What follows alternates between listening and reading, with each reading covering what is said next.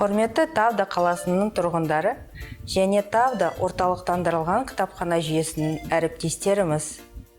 Коллектив Лисаковской централизованной библиотечной системы искренне поздравляет вас с наступающим светлым праздником, Днем весны и труда.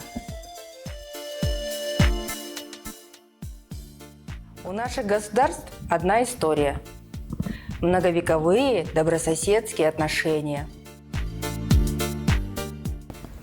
Традиция празднования таких праздников, как 1 мая, 9 мая, живет и продолжится, думаю, еще много лет.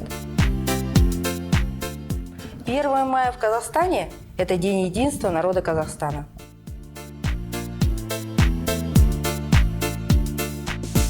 В России это День труда и весны.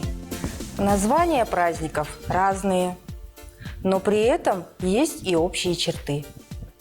Это яркий и теплый праздник для всех членов семьи, сплоченность и хорошее настроение.